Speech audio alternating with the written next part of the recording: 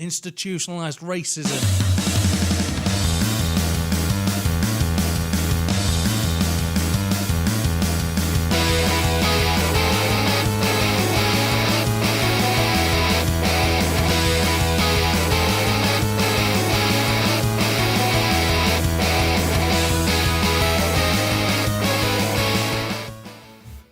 Welcome to the Sorry You're in My Seat podcast, a movie and film podcast dedicated to finding the very best films and telling you exactly which ones to avoid. I'm your host, my name is Aaron, and each week I present the show with my two good buddies, James. Hello. And Sam. Hiya. I'm speaking quick because this is the Robert De Niro and Al Pacino episode, and there's a lot to cover in what I anticipate is going to be 2 hours of talk. Well, maybe 17, but we'll see. Yes, we will see. Let's do a very quick catch-up, though, then to see how things are going. James, pressing matters, it was your birthday this week. It was. Happy birthday, James. Thank you. And in episode 2, I think it was, you said, for my birthday, what I really want is a True Detective episode. So I'm here to tell you, we haven't done that. Good. I've not even seen you, so Yeah. I messaged you saying happy birthday. Well, Did you have a good birthday? Yes, it was good. I did nothing, but I eventually went to go see the mighty Nottingham Panthers. And did they win? They won 5-3. Excellent. That was it. Awesome. That was it. That's it. That's all you did. Oh, we saw a Zamboni. I Is saw it? Zamboni, yes. But I did watch a lot of good movies. Did you get any good presents? No, I'm now 32 and the age of presents has stopped. Well, let me stop right there, James. Hey, We've got a present for you here on the Sorry You're in My Seat podcast. Here you go. Oh, thank you. Yeah. I forgot to spell your name. Is this actually for me? Yeah. Because it says to Lucy. Yeah, I forgot how to spell your name. While James is opening his present, Sam, what happened literally 30 seconds ago just before we started? We was about to press record and something happened. And there was a knock on my door, and I didn't realise I had one of them door knockers, which apparently I do. So I went to the door. There was a young girl at my door with a dog, and she looked very, very shy. And she's like, "I'm really sorry to bother you." I thought, "Oh, what are you selling?" And she goes, "Is that Mondeo yours?" And I was just about to be like, "What have you done?" And she went, "You've left your keys in the door." Oh, bless her. Good Samaritan. Yeah, so my car could have been stolen, but they looked at it and went, "Nah, you're all right." The unravelling of paper. You bastards. What is it, James? Well, first of all, I'd like to start with the card. And Aaron does this brilliant thing of putting quotes in cards, and I love it. Peter once asked me when it was that I fell in love with Jack, and I told him it was while he was sleeping. That's right. Which is obviously from the film While He Was Sleeping, 1995. So I got very excited and assumed I was about to get While He Was Sleeping. But no, on Blu-ray, I got the film Enchanted. Yes. There you go, you see? Enjoy that. Which is my favourite, romantic romance film Exactly. So of all time. So thank you very much. Happy I appreciate birthday, that. mate. Thank you. Good stuff. More pressing. How much do I owe you for it?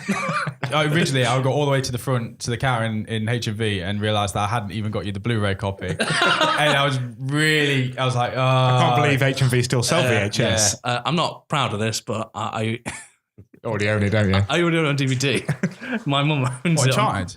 My mum owns it on DVD. I was going to write in the card, if you already have it, by default, we have to have it back. Oh, okay. Damn it, I wish I'd done that now. Damn it.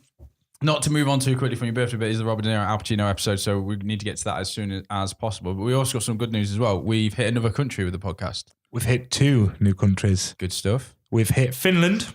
Yay! And we've hit Sweden. Yeah. Only 1 in Finland, but 4 in Sweden. They've overtaken Spain now. It starts with 1, mate. Only starts with 1. So to Sweden and Finland, welcome to the Mediocre Film Chat podcast. This is going to be a good one. And also sitting quietly in the room is a 4th member of the team for this week. So we did say the podcast was all about bringing in people to talk to us about film. So this week we have my brother Blake. Blake.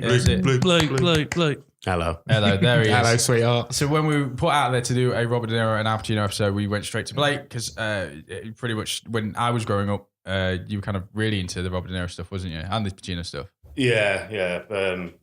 Ever since we first got our very big brick DVD player, H&V used to do like 5 for 70 quid, and that's all I used to buy. 5 for 70. Yeah, they were quite expensive when they first came out. Yeah. So it was kind of all of De Niro and Pacino's back catalogue. So at a very young age, I think I was introduced to the whole works, really. We'll get into that in a few seconds. It's to introduce a guest each time to the show. What we're going to do is we're going to reflect back to our first week when James, Sam and I did a game where we looked at our favourite films from 10 years ago. And we're going to ask each guest who comes on the show to tell us their favourite films, but it's including modern day as well. So they don't have to think back to 10 years previously. It could be any film that's happened really since this coming week. Do you remember 10 years ago, Blake? Do you remember 10 days ago, Blake? I do remember 10 years ago. Yeah. See, so my first memory of you was about 10 years ago. It was a while ago. It probably wasn't 10 years ago, but first time I ever met you was in your flat. And it was the first time I'd ever seen the film The Rocky Horror Picture Show. Oh, I know where this story's going. Do you remember this, Blake, by any chance? God. I think it's safe to say that you'd had a few drinks before I'd gotten there. I was just hoping it's the one time I didn't do something. And then you proceeded to sing me the songs whilst you strip-teased for me. My favourite memory was when you so vigorously pulled off your shirt that every single one of your buttons hit me in the face. That's quite a skill, actually. That is quite a skill. It was quite a skill. I have had plenty of practice, though. A film that I have not since been able to watch. I watch it every day now. Yeah. Just hoping something will happen. I knew my life was in a dark place when I did it to my mother. So let's look at them films then. So, and also any guests coming on, we will be rating our guests based on their film choices. And we will kind of look at who came onto the show and gave us the best. Unfortunately for Blake, he had a whole 2 minutes to write his list because we forgot to give him the heads up that we were going to do this. So I'm just going to say, James and Sam, feel free to judge at the end. So store it. Let's just rattle through. So Blake, action. T2, Terminator 2, Thriller. The Departed, Indie. Clerks, Romance. Notting Hill, Comic book. Dark Knight, Comedy. Superbad, Horror. The Shining, And sci-fi. Empire Strikes Back. Bad movie. It's not, but Masters of the Universe. Hey! And the all-time great. Heat. Yeah, to be fair, that's a pretty solid list, actually. Bar maybe Notting Hill. Bar Notting Hill. It was that or Pretty Woman. So. You would have got that point for Pretty Woman for me because I like that film. I don't know. I'm still a fan of Notting Hill, Rich Curtis over yeah. Oh, but it's a Julia Roberts theme running through that then. Oh yeah. Yeah. Oh, that's Julia Roberts You obviously wasn't in thinking about that, was you? No. I meant more for Richard Gere. Yeah. So let that be a pre-warning to anyone else looking to get on the show, Chibs, that you will be asked to do 10 of your favourite films and we'll judge you on it. And yeah, He'll be working on that for months now. that's it. Yeah. Good And stuff. we'll still never invite him. I only joke. No, Chibs is easily in Atlanta. So last week we talked about the Meg actually as well. Some of the most common feedback we've had from that episode is people asking us if we were in the film, how would we have killed the Meg? But we've been asked that, yeah. Yeah. Uppercut. How do you kill a 75-foot shark? I don't know. Rigorous paperwork. I would have bored it to death like the Meg tried to kill me The thing by with, boring me to death in a cinema. the thing with Jaws is though, Jaws kind of invented the thriller, the shark bad guy, and it ended it. That film successfully introduced us to the concept of a shark being the bad guy in a certain storyline. And by the end of the film, there was no need for that story to be done again. Yeah. So to me, blowing it up with a gas canister did it fine. Why are we trying to reinvent the wheel? It's fine. Old age, actually, I would have killed it with old age. just let kept an eye on it. Just kept Where an eye are on you it. going? No. Well, sharks fall asleep if you turn them upside down as well, don't they? Are you going to turn it upside down? Yeah. I would have liked that in the deleted scenes where Jesus they just trying to slowly rotate Trying to the spin Meg. it. Yeah. If you spin a shark on its back, it will fall asleep. And then for the rest of its life, you just keep it upside down. Psychological torture as well would have been good. Just like hypnosis, just like you don't like yourself. Oh, no. Meg. It's all about opposites though, isn't it? So if it's a shark, water, fire, burn it. Oh, yes, okay. Couldn't you have just sent a Japanese fishing boat out and shark fin soup? Yeah, that would have worked. Yeah. Because you said about it being appealing to the Asian market, and then after in reflection, I was like, actually, the reason why it was shot there, because if it was anywhere near the kind of Atlantic or like America, they would have just nuked it in the first 10 minutes. Yeah, exactly. Yeah. Great. Okay, let's go on to main event. So I don't know how, but I think somewhere through that episode, we then decided that this week was going to be the Robert De Niro Al Pacino episode. Mm-hmm. And originally, we had this idea about pitting the two against each other. Probably the two biggest actors of, for the last 20, 25 years of Robert De Niro and Al Pacino. And it's the idea that I think everyone's had that conversation at some point. Who do you prefer? Which one's a better actor? Mm-hmm. And this podcast was going to hopefully address that and look at the two careers and decide on a kind of battle royale style. But I think in our pre-chats, I think we're all in the agreement of who the better actor is. Are we? I think so. No. Oh, we shot that point down then. Okay. So let's go into... I think it's worthy of a discussion because I'm still 50-50. It's probably. Yeah, I last week I thought I was in Pacino's corner and I believed that he was the better out of the two. But looking at the filmographies and doing my research this week, Robert De Niro is a clear winner in my eyes, my personal opinion. Yeah, I'm with you there. Me too. I would agree he's got a better filmography. Yeah. All right, so let's start this off because Blake mentioned it as his all-time favourite. I think it's fair to say, let's start off 1995, Michael Mann's The Heat. Yes. So, Blake, it's your favourite film. Do you want to give us a quick rundown of why it's your favourite film? And it's a film that was over 10 years ago, so 20 years ago. Feel free to spoil it. Good maths. It's just for me, it's everything I like in a film: the action, the drama, the relationships. It's got an ensemble cast. It's just there's certain scenes in that film which I can just watch time and time again. Yeah. The opening, the whole opening sequence, the bank robbery. They're just amazing. So somebody said to me today, I was discussing it at work, and someone said, my problem with Heat was I found it really dropped out and I found myself getting bored in the middle, which I couldn't agree with. Like it doesn't, it stays full throttle the whole way through. And when it does chill out, it's just some of the best scenes. Like, yeah, it's an ensemble cast where each character in that storyline is interesting. Yeah. And each character brings their A game. I mean, you got Val Kilmer, Natalie Portman, Tom Sizemore. Sorry? Tom Sizemore. Tom Sizemore's in it, yeah, as well. Dennis Haysbert. Yeah, he is. Yeah, Ashley Judd's in it as well, isn't it? Yeah, it's a great cast. It's really good. And I think everyone brings their game.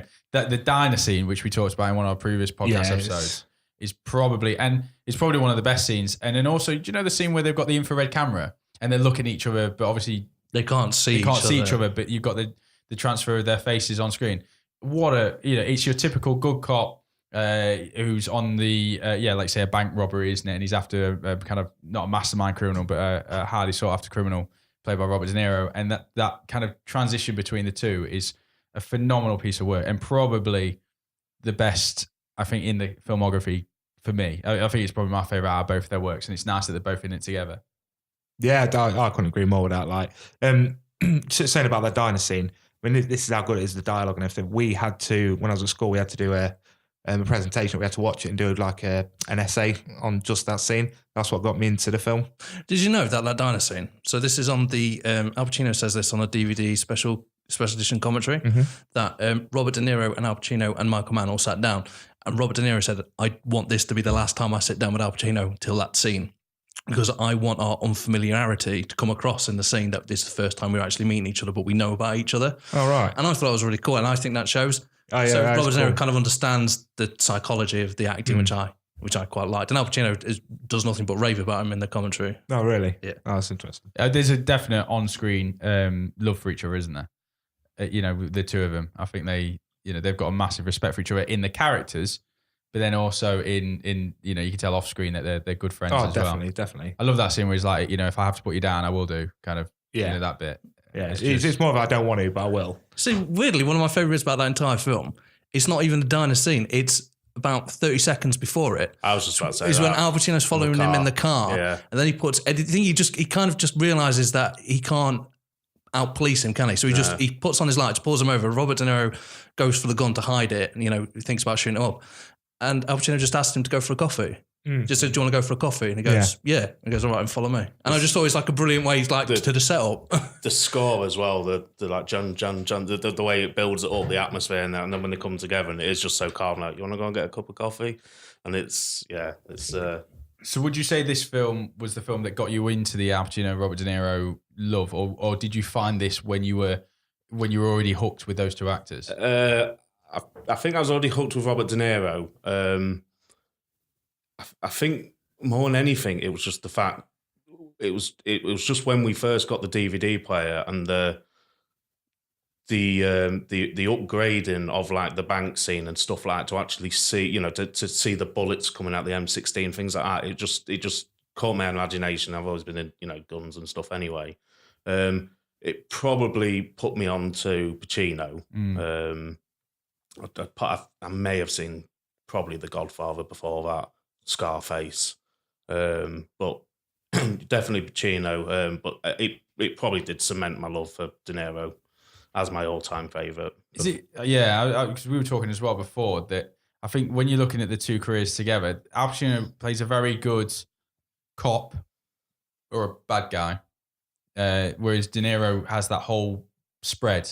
Yeah, definitely. De Niro yeah. can lend his hand as a secondary actor, as a father figure, as a neighbor, that kind of thing. He can also play the leads, the good guy, bad guy.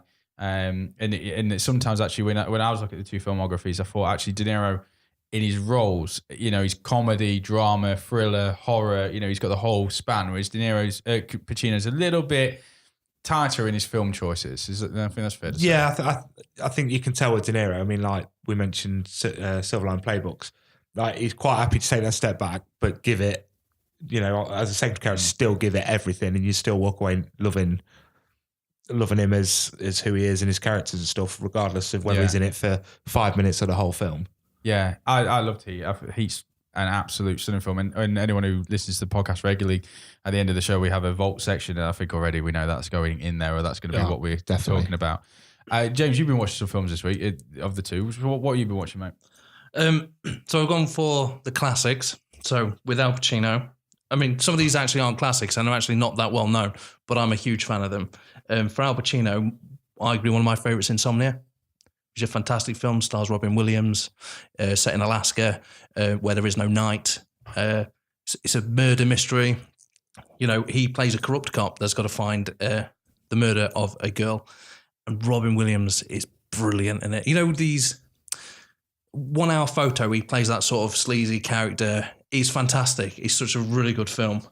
Sorry. Yeah, no, I was going to say, because that's the early Christopher Nolan stuff. Yes, it's, I think it's the one he did after Memento. So it's when he's still finding his form, does a really good story. Yeah, when you mentioned it earlier, I didn't think I'd seen it, but now you mention it, yeah, I have. I've seen that film. It's brilliant. It's really good. Christopher Nolan just does these things that I think he got the best out of Al Pacino. And it's funny that we're talking about filmographies, and I do think Robert De Niro has better films, but I wonder if that's because Robert De Niro just says yes easier than Al Pacino. But it's something we can talk about later.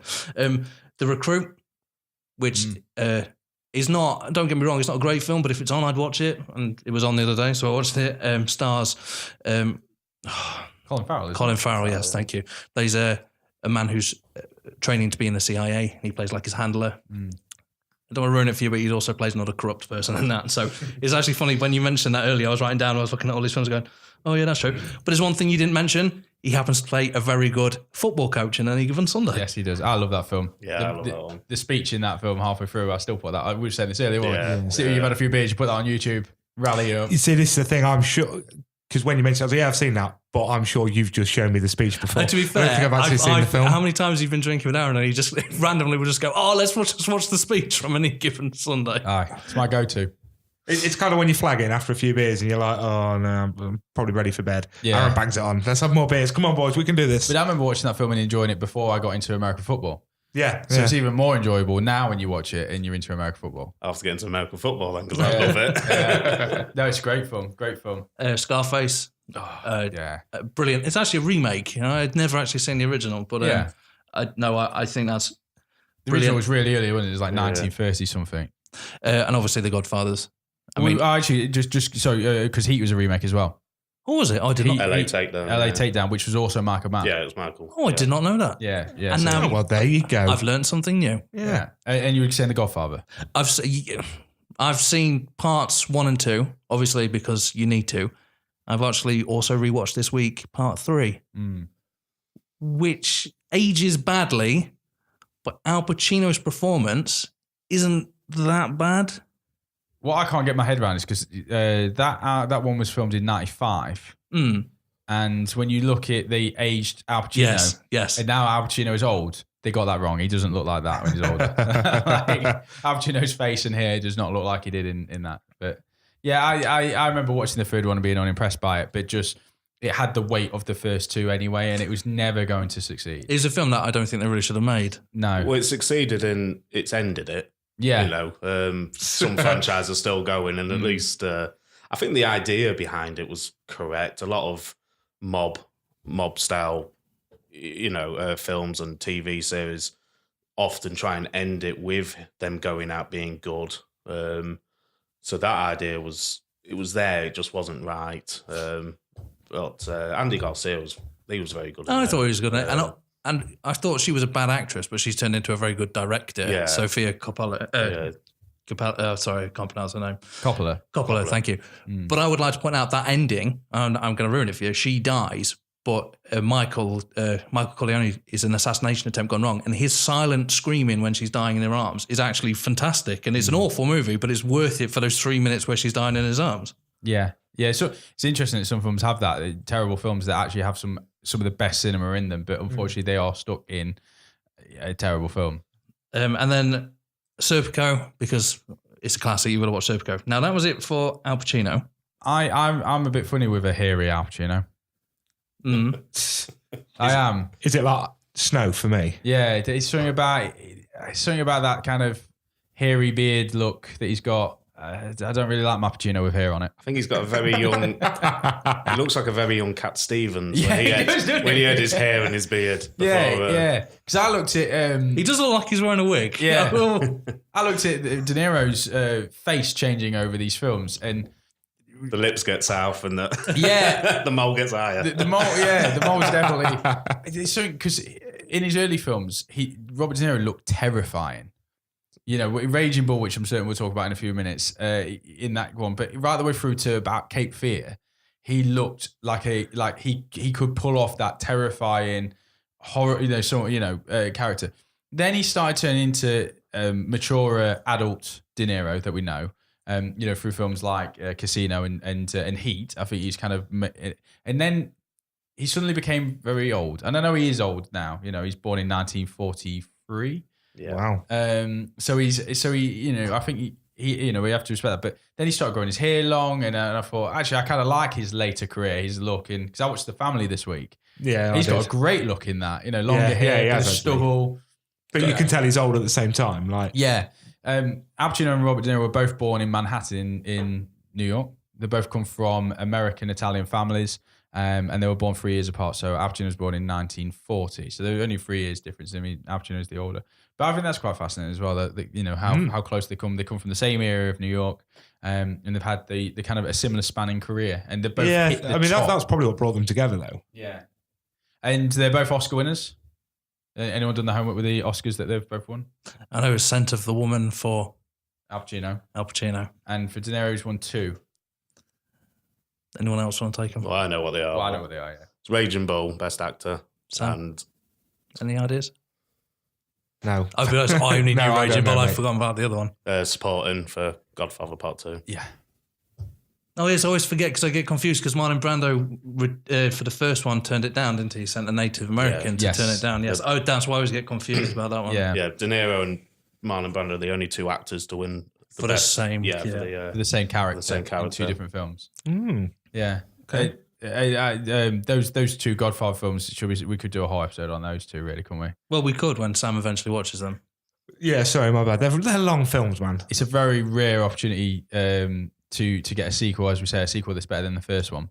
Yeah, let's not get into that because that's a whole other bag of cats. I said Bag of cats. I said after the last podcast Because that's something that people say. Of course. Colour me interested. I said after the last podcast, Q2, I said, I've not seen a lot of these guys. I haven't got the time to be watching a lot of the films. What should I watch? I mentioned a few ideas. You said, just go watch Godfathers, it's fine.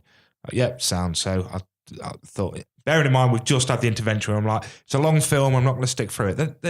9.5 hours for the 3 films. I got 9.5 hours for 3 films. No. And then you got to try and find them as well. Because nobody had, well, I didn't speak to you, Blake. I didn't realize you had them. But like everyone I spoke to was like, no, I ain't got them. And they're not on any of the Netflix or Now TVs or anything. I was like, oh. And I've not had time to go out and buy them, so... I remember in the Tom Hanks episode, you were like, Tom Hanks does not do short films. None of his films are less than 2 hours. And then I was looking at De Niro, and I was like, De Niro doesn't do many that are less than kind of 2:45, Yeah, I'm going to say, because when I said to you, I was like, wow, these are really long. I was like, no, I'm just going to go back and watch Heat, which is 2 hours and 2 hours 54 40, minutes. I think, yeah. And I was like, And it was really interesting. Someone mentioned as we were getting the mic set up, These were back in the days when you had to flip a Blu-ray, DVD. Yeah, of You got course. halfway through and you had to change to disc 2. Like, God, can you remember that? The most irritating thing is Goodfellas on the original DVD. You had to turn it halfway through, but you had to turn it halfway through an action scene. Oh, really? And it was like, oh, brilliant. I to be honest, I don't like Goodfellas. I know you don't. We've had this Really? conversation Why is that? before. It's my dad's favourite film. I've never really liked it. I think at the time I wasn't a Joe Pesci fan. There's a special circle in hell for you. Sorry, James. Yeah, I wasn't because I'd seen him in things like Lethal Weapon films where he's a laughable character. He's a bit shorter than everyone. He is funny in Goodfellas. Yeah, but he's also meant to be a tough guy, and I just couldn't take it seriously. And if I'd watched it the way round, I probably would have thought Lethal Weapon were bad because that's not Joe Pesci. Joe Pesci's in Goodfellas. But because I'd seen him the other way around, and I thought it was Joe Pesci, especially in that Lethal Weapon where he's got the bleach blonde hair. All right. Okay. He's like all the way through the foot, and you're like, oh, what an annoying character. And sorry, Home Alone, he was a joke. My Cousin Vinny, he was in these films where I was like, and then I'd like to point out My Cousin Vinny's got an Oscar to its name. I know, yeah. But then when I saw him in Goodfellas in the opening scene where he's like knifing the guy in the trunk of the car, and he's like this tough guy all the way through it. And the same in Casino when I saw him in that. Well, at least Casino. So do you not like Casino then? Casino, the ending, which I think you were just about to go to, it really didn't make me feel well when I watched it. I remember you telling me that, yeah. I don't like the ending of that film. It's too violent. But do you like the film? Yeah, the film's pretty good, Yeah, the ending's pretty brutal. De Niro, in his first scene, wearing that pink suit is delightful. God, he pulls off a pink suit so well. I think Robert De Niro is actually a big fan of Joe Pesci. I think he enjoys working with him. Yeah, well, they first started together in Raging Bull, which we were going to talk about. So that's Joe Pesci's first real role given to him from Martin Scorsese, who in that film is phenomenal. Raging Bull, the true story about Jake LaMotta. The boxer. So in 1940s, New York, kind of aspiring boxer going for the middleweight championship belt.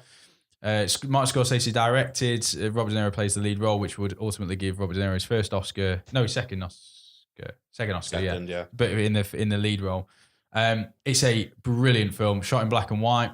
And it's shot in a way that makes it feel like it's from the 1940s, even though it was filmed in 1980. Well, it's weird because there are colour scenes in it, aren't they? But the only colour scenes are video camera scenes. The home footage, That's which is real quite cool. Clever. Real nice nod to the use of, like I say, using the colours like that. He's a horrible character in that. Yeah, he's a terrible person, isn't he? Like I'd like to do a bit of research into him, like Jake LaMotta. Yeah, as a person, because he was just awful, wasn't he? He just wasn't a nice person like the whole way through it. So you watched that this week, didn't you, James? Oh, my list of Robert De Niro films that I've watched this week are phenomenal. Yeah. People would be jealous. I've been off this week, that's why I haven't been able to watch so many. But I'd seen it, rewatched it. A couple of things. You're right. His violence towards women in that film is, and I know it's a true story and stuff, but I think that ultimately makes you not like him immediately. Yeah, and it's really weird because he's not an anti-hero. Because even in the fight scenes, you're not necessarily rooting for him. No, not overly. So he's this weird character where it's centered around essentially a bad guy all the way through it. And then he's the love interest in it is a 15-year-old girl. Yeah, you would not get that now in a film. Gee, Unless Woody Allen wrote it. I was just about to make that joke. There's a slight pause. And I was Roman Polanski directed it. Yeah. Oh, it's gone dark. Blake says the things we won't. While we're in dark territory. Right, quickly go back to domestic abuse. While we're in dark territory, just quickly, special applause to Kevin Spacey's new film coming out this week and making a whole $620 at the box office. Is that what it made? Yeah, I think it's the second lowest opening next to Shia LaBeouf's last film that made $7 because only one person turned up. Was it Shia LaBeouf? It was me. No, it wasn't even Shia LaBeouf, yeah, which would have been a nice end to that story. Yeah, so well done, Kevin Spacey. At least you're in the vault. He's in the vault. 3 times. Back to Raging Bull. Brilliant film, and ultimately one that if you haven't seen, you have to watch. Fully deserved the Oscar for that performance. I couldn't agree more. It's a 2-hour film, it's plus 2 hours, which keeps pace all the way through. And what a transformation at the end for the weight gain, for the amount of weight that. Oh yeah. So it tells that it's over a time period of about 15 years, I think the story is, and the latter at the end of the film, when Jake LaMotta's older and he's moved over to Miami, he's put on a considerable amount of weight, and De Niro actually took time off filming to gain that weight. That is a prosthetic nose he's wearing all the way through the film, though, isn't it? Yeah. But do you know how he gained weight for it? No. He took a tour of Italy and indulged. Oh, really? Oh, that's awesome. I remember when Jared Leto put on the weight for the film where it was the assassination of John Lennon. John Lennon, What I can't remember what it's called, 13... I've never seen it. That's one of the films. Yeah, I remember him saying that the way he gained weight was that he started microwaving Haagen-Dazs ice creams and drinking them as milkshakes. That's amazing. And he was having like 4 of them a day, and that's what helped him put the weight on. I've been working for a role for the past 10 years. I can't really talk about it, but Yeah, and I like the actors that kind of shift weight for films. And yeah. stuff. And I remember Matthew McConaughey when he was going for Dallas Buyers Club and he had to lose weight. His trainer wrote him this massive training program about accelerating the body fat to lose the weight that he needed. And on his first run, he broke his ankle. No. And so that he had to lose the weight by just not eating because he was bedbound for so long. My favourite thing is Christian Bale having to lose all that weight, then put it back on in something like 6 months, wasn't it, for The Dark Knight? Yeah, after he did The Machinist. Well, he yo-yoed again because then after that he did the Rescue Dawn, which he played a Vietnamese prisoner of war. So he had to go back to being Rake Finn again. Oh, that's... And then he had to put the weight back on again for the next Batman film. again, yeah. Putting your body on your line now, the winner has to be Nicolas Cage for leaving Las Vegas, and to prepare as the role of an alcoholic, he didn't tell the movie studio. He disappeared for 3 months and went on a tour of Ireland. And then showed up and was like, right, I'm ready to do this role. So I were doing a bit of method acting. I did have a few things to see if you can guess which De Niro roles they are.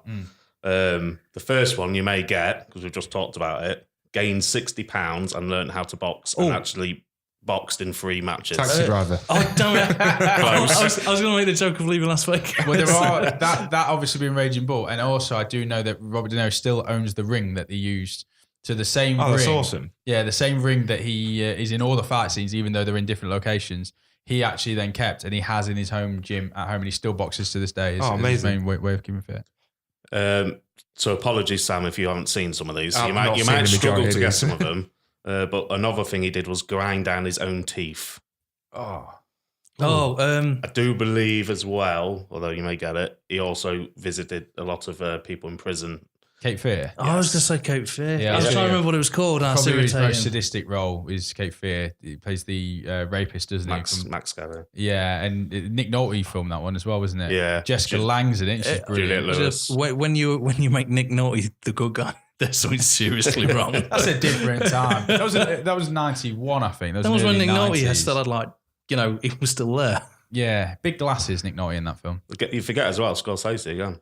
Oh, was it? Yeah. Because another I did mean to tally up the Scorsese. We'll come back to that actually, because we see the Yeah. relationship there with directing. This one's quite obvious. Lived in Sicily, I think, for 6 months and learned fluent Sicilian. Godfather Part 2. Yep. Again, quite obvious. So I'll say it a little bit different. He worked 12-hour shifts for a month. Taxi driver. Driving. Driving. Another film where he gained quite a lot of weight. The Untouchables. Yes. Oh, we played Al Capone. Yeah. Played Al Capone. And he also learned how to play the saxophone in this next role. Oh. King of Comedy. Close. It's around that era. Good pull. So what was King Comedy? That was one of his earlier films, wasn't it? It was kind. It It wasn't Deer Hunter. Backdraft. No, Backdraft came later. Oh no, wait! I've got his filmography. Someone say something really entertaining. Well, I'll say this. So he learned saxophone for this film. It was known that he was actually awful. It's the one thing he hasn't succeeded in when he's done some method acting. Well, he gave it a go, mate. Yeah. That's what it matters. So in This Boy's Life, if anyone's seen that, there's a scene where he is, what we've all done who plays musical instruments, we play along to the telly with our guitars or we sing. Well, De Niro's character in that plays the saxophone along and he is god-awful. And I can only assume it was a jest at his playing in this film. Right, okay. Even look at his filmography, I can't feel we No. need to know how to play the saxophone. New York. Yeah. Wouldn't have got it. No. 1977. There you go. The more you know. There you go, mate. I was getting ready to celebrate a clean streak of right answers. I can't believe I didn't get that last one. Yeah, so we're focused on De Niro. What's the smudge on his career, do we think? The later years. Okay, why? because, and this isn't just true of Robert De Niro, Al Pacino suffers from this as well. It seems to be Robert De Niro is either, I hope it's that he loves acting so much that he wants to stay in the public eye and he wants to, do some good films. Or it's Robert De Niro is buying a house and needs it furnished. And that's kitchen. I generally don't believe that. I mean, that guy's never going to be short of a penny or two, is he? Well, that's what you say, but there's got to be like The Intern. These films aren't good. De Niro has he has a chain of restaurants in America. So he has restaurants all over the place. I think the last I looked, his net worth was still like 300 million. Yeah. So he's don't have to worry about money. I think Sam's right. I hope it's because he wants to stay in the public eye. I think it's because when he did The Good Shepherd, which for me was one of his last. I mean, he's the director, so he wasn't really the star. But that was one of his last really good films. I remember Matt Damon saying, he's a great director, but you hear stories of him being an actor and he was the same director. Everything has to be perfect. There was one scene in that, I think there was 127 takes. I think De Niro for 40 years took himself far too seriously. Midnight Run started it for me with his comedy, but then learned he can actually be quite funny. And then the last 20 years, last 15 years, if he's looked at summits, he thinks it's amusing, he does it. I don't think he's doing anything for a paycheck. I don't think he's trying to keep in the public eye. No, when I say public eye, I just think because he enjoys being in movies, I think there's staying in the public eye and this trying to stay relevant. He's not trying to stay relevant. I just think he's not in anything that's pushing.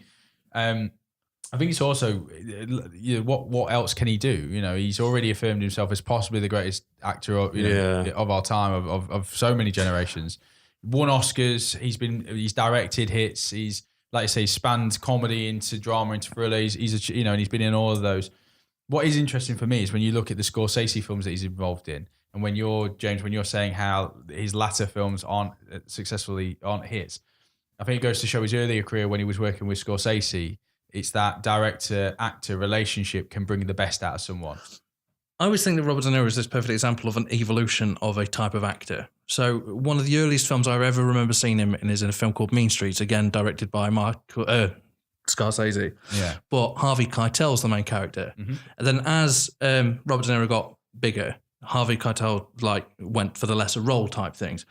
But he's kind of he learned from Harvey Keitel, and then the next generation of actors came in and they trained and were better as a result. Yeah. So now we seem to be in a world where we don't really need Robert De Niro, because Robert De Niro's heyday was the 90s, the 80s, the 90s. He was everything. 70s, 80s. 70s, yeah. I mean, the only reason I say the 90s is because looking at the films that I watched this week that I love, they're all in the 90s. And they're not all smashing out of the park. I did mention earlier The King of Comedy I really like. I'm a huge fan of the film called The Fan with Wesley Snipes. I think it's brilliant. It's so tense and horrible.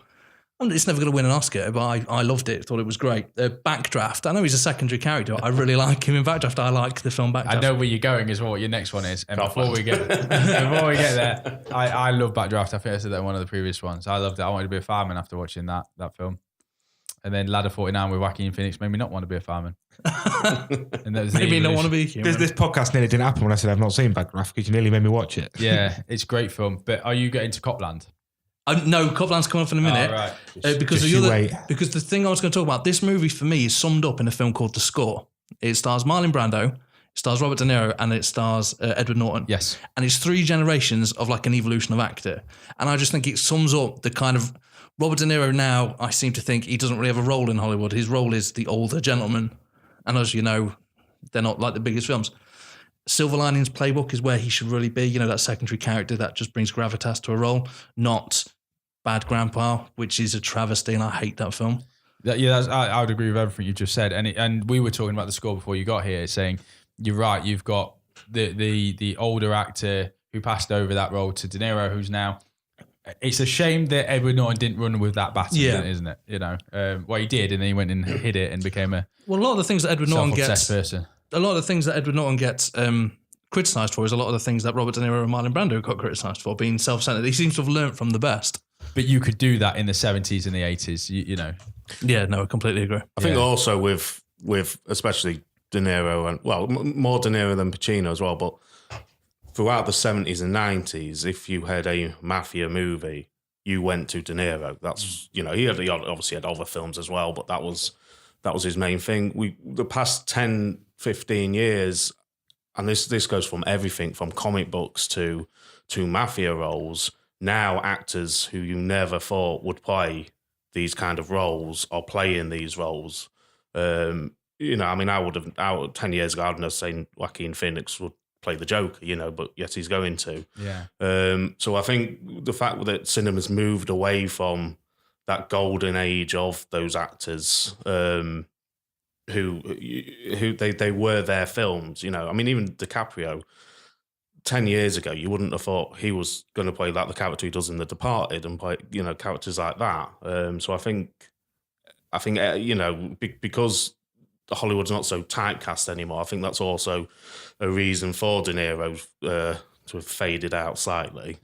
I'd agree with that, yeah. And it's nice that you bring in The Departed, because obviously Scorsese, there's the link there. And as we were talking about earlier, before we started the podcast, De Niro was offered Jack Nicholson's role in that before, but he was doing The Good Shepherd. Yeah. So that gave Jack Nicholson the role, who, God, he's brilliant in that film, Jack Nicholson. Couldn't agree more, yeah, 100%. What a film. It's one of my favourite actors, bar none. I think he probably is the, you know, when we're saying about the best, you know, De Niro and Pacino being the best actors, I think Jack Nicholson probably is the best actor of all time. I just don't think he's got the catalogue, really, has he? Because no, if you'd say... I don't want to talk about this another time, because he has got a great catalogue. But also, just going back quickly to Robert De Niro, Al Pacino, though, seems to have been forgotten, because Al Pacino's role now in films is to be the joke, like Jack and Jill, that I know some people at this table have had the unfortunate pleasure of seeing. It is not a good film. That film exists, like the film Gigi, which thank God I've not seen. Oh, yeah. That's good. But I know his role in it is to basically just, it's a selling point. It's, Al Pacino's in it. What stupid thing is he going to do this time? Isn't Christopher Walken in Gigi as well? Yes. That's his role now. Al Pacino's role is to be the famous face in a crap film. Yeah. But a lot of that may be because where you see gaps like the past 15 years, there's a big gap for Pacino's. Pacino did an awful lot of Shakespeare stage work. Like, he did the Merchant of Venice movie, but he also went to London, residency in London for years, and did like Richard III and Hamlet and stuff like that. So I think he actually stepped away from films for quite a long time. Yeah, there's Shalom, which is one of Pacino's acting credits, is a 3-hour film where the first part of it is about his love for the theatre, and then the last half of it is obviously the play that he was in at the time, which is quite interesting to. I tried getting all the way through it, but I did have to skip the first hour and actually get into the meat of the documentary. Yeah. Well, we're going on to Al Pacino then. So, what are the better? What's the better films from Al Pacino's catalogue? Then we talked about Insomnia, and it actually interesting. I was going to make the link there that you have Robin Williams branching over to Robert De Niro in Awakenings. If you've seen that film, I've not seen that. Yeah, that was one of the ones. I think what I was going to say earlier is kind of because we talked about the Insomnia thing. I think one of the big tragedies of when Robin Williams died was telling people, by the way, have you ever seen this film? And have you ever seen? And Awakenings was definitely one that I said to a lot of people, watch him in Awakenings, because it's a true story. He plays a doctor, and De Niro plays a character who's got a condition where basically he kind of turns into a bit of a vegetable. And then this miracle drug came out. That 20 years he was in this stage. This miracle drug came out, and he came back like nothing had ever happened. Was he awakened? Well, he was, yes. But it's just a great film, and full circle. And that's another what I was. I didn't actually realise until I was looking into it a bit ago. De Niro actually got a nod for the supporting actor Oscar for that, which I never knew. No, no. To be honest, I don't think I've ever heard of it. So yeah, it's a great film. Can we talk about Scarface? Yes, we can. Because I think when we're looking at Pacino's list of films, Scarface, I remember the first time I watched Scarface. I think back to a few episodes ago when we talked about The Exorcist and saying that it was a film what you have to be a certain age to watch. Scarface is also, you have to be 18 to watch that film. Oh, hell yeah. It's not for a younger audience. I watched it for the first time a few months ago, so. Oh, really? Yeah. I'd never seen it up until a few months ago. Oh, I love Scarface so much that one of the first movie posters that everyone always used to buy was on my wall. I think it was one of the first ones. Black and white with the Scarface. Yeah, with the Scarface. I had that poster before I ever seen the film. And then it was the Say Hello to My Little Friend on Canvas after that. So it's the Scarface is about the uprising of Tony Montana, isn't it? The Cuban exile. the Cuban exile who works his way up the Miami drug Drug trade cartel until trade. he comes right to the top, and that is the story. Obviously, we have infamous scenes. What comes to mind is the chainsaw scene in the bathroom. Oh, and then obviously the ending of the film, where obviously the film's way old, and if you listen to this podcast, you've more than likely already seen it. But the assault on the mansion at the end, where he pulls out the machine gun. It's insane, isn't it? With that scene is the Assault one where rifle. the assault rifle. Sorry, That's where he burnt his hands up, isn't it? Yeah. And in this film where he's screaming, it's because he's holding the gun in the wrong position, and that part of the gun is heating up. He's just fired the grenade off the bottom, which if you're a Call of Duty fan, you'd call a noob who would just use that. Yeah. And because it's just obviously heated. Are you calling Tony Montana a noob? Well, most people get kills with shots, but if he has to throw a grenade in, so yes, and then he grabbed hold of it like a numpty. Yeah. So he actually got burns from that, and I think there's one scene where he looks in pain, and they said he was actually in pain during that bit. Do you know what I love about Scarface, and there's several other Heat in there. A lot of these two actors' films. Any fan of Grand Theft Auto will know there's so many bits in them games that are referenced. There's a scene with a chainsaw in the bathroom. Vice City is essentially just the game It's version of Vice City, Scarface. yeah, it is, I was about to it's say. Carlito's Way. It's Scarface. They're all added in. Yeah. The amount of games. I think at least on 2 Grand Theft Autos, there's a bit where they're robbing a bank, and the dialogue that's used is "We're not after your money. We're after the bank's money," and it's all. nods to from those. Nods to them, and I love it. Every time I see a little reference towards it. I was about to say in the setup to Scarface, say if you're over 18, you've probably already seen it. If you're under, you've probably played Miami Vice, in which case you know the storyline. Miami Vice. Vice City. Vice City. No, it was set in Miami. Yeah, It was. I'll edit that. I'll delete that out and make it look like I didn't get that wrong. I won't really. We don't edit. We don't edit these shows. Unless you call someone out. Yeah.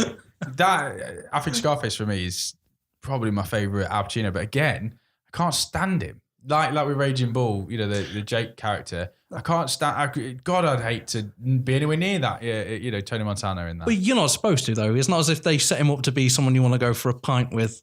Oh wait, hold on. No, I was going to ask him to babysit. Is he not a dog walker in that film?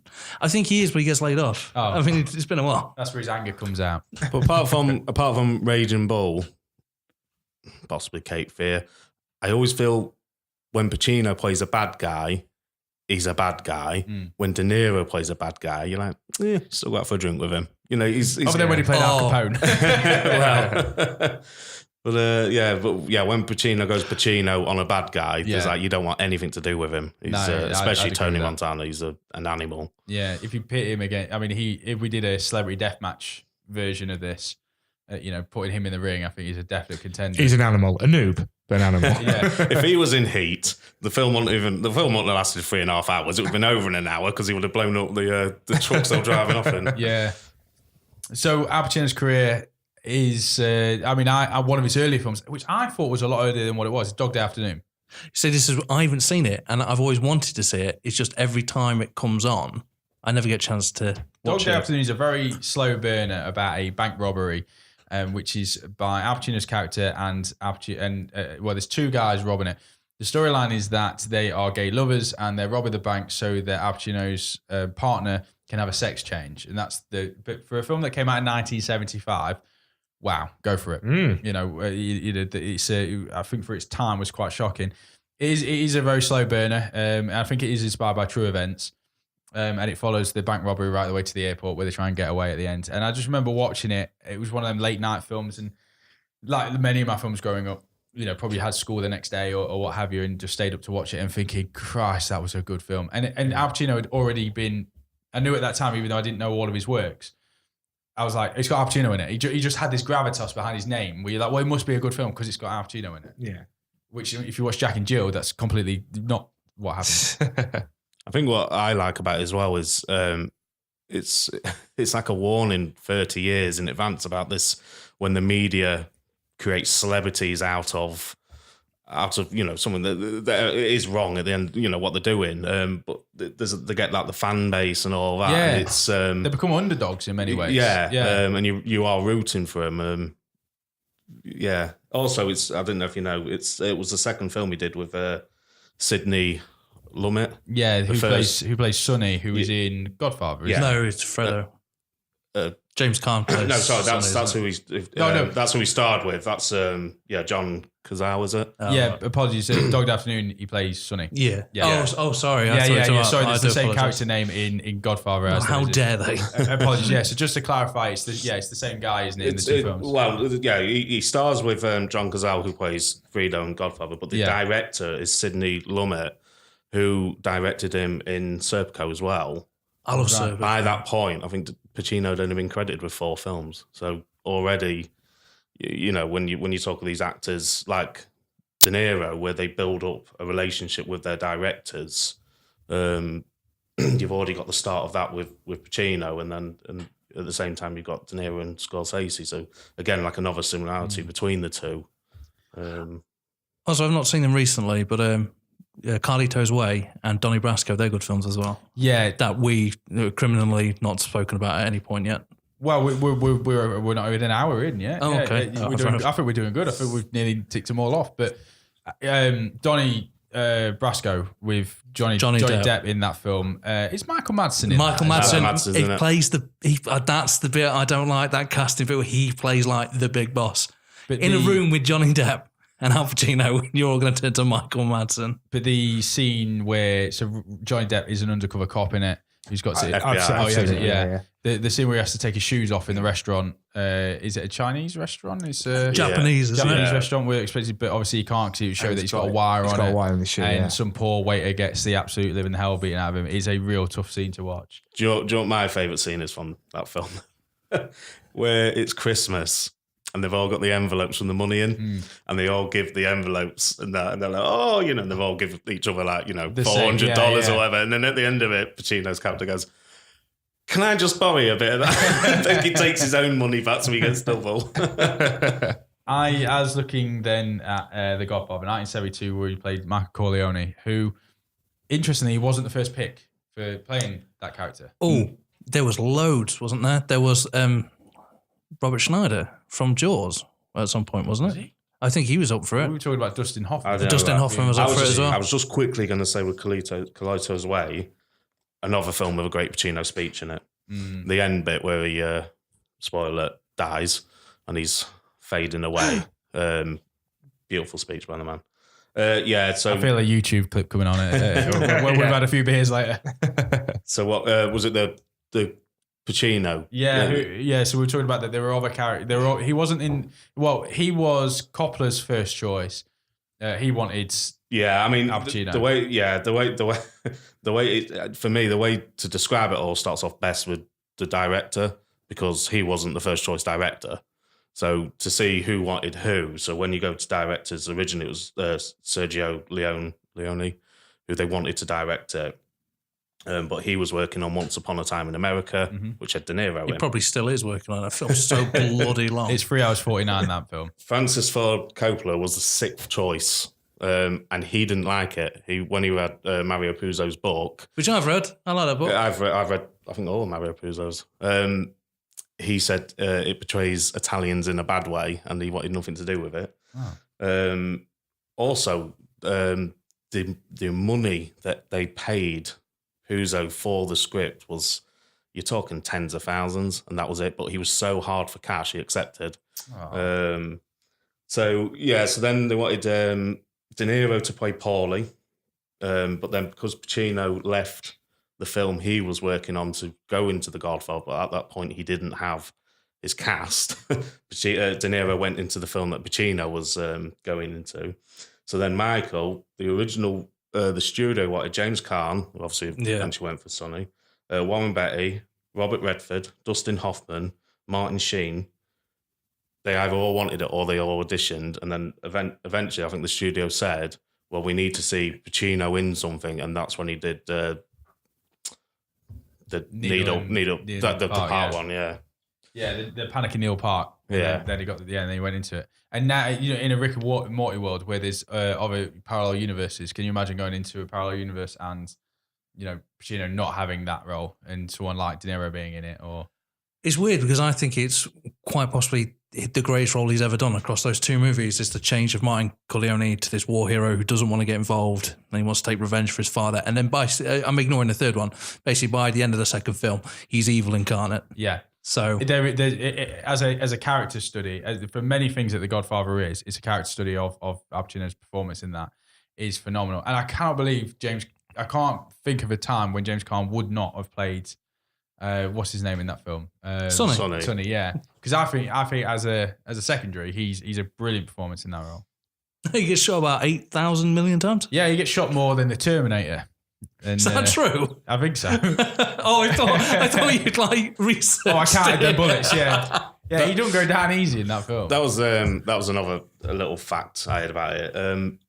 Did you know that Pacino, Duvall and Caan were all nominated for Best Supporting Actor that year for that film? That's so awkward. I can't think of another film where 3 people have been... That has to be a Guinness Book of World Records for the most amount of people from the same film. None of them won it. Role. Brilliant. Well, there you go. Did you so quickly, just the original storyline for Godfather Part 3 was about a power struggle between Duvall's character and Al Pacino. And Duvall, because he was taking on a bigger role, wanted the same amount of money as Al Pacino, and the studio refused to give it to him, which is why you got that travesty of Part 3. How awesome does the speculation script for Part 3 sound? Because Robert Duvall's fantastic as well. I would say he's one of the great supporting characters across those two films because he also goes through a change as well. I very underrated Robert Duvall, big fan. He was, and I do know this, he was the very first person for the role he played. There was no question whatsoever. They knew they wanted him, they got him. But to go back to the original, then that would have been a far better film. There was a book in between as well, the Lost Years. I mean, even if they'd done stuff out of that, it would have been better than that third disaster. I mean, Sam, you've seen considerably less Pacino films to do. Yeah, I have, unfortunately, yeah. So if you could put Pacino in a film that you like, what would you have liked to have seen him in? Goon. As the coach or as a player? No, the player. Yeah. As the mascot? What's his name? Jay... I don't know, I've not seen it. Yeah. I just heard you talk about it before. I love that film. No, you're wrong. If you're going to stick him in a national ice hockey film, stick him in the Mighty Ducks. Yeah, you would. As one of the kids. Conway in goal. It's a load of kids, but I want old Al Pacino in it. I'm not proud of this. It's Goldberg that's in the goal. Is it Goldberg? Sorry. Conway's the guy who plays up front. Sorry, mate. Sorry. I would like to see him narrate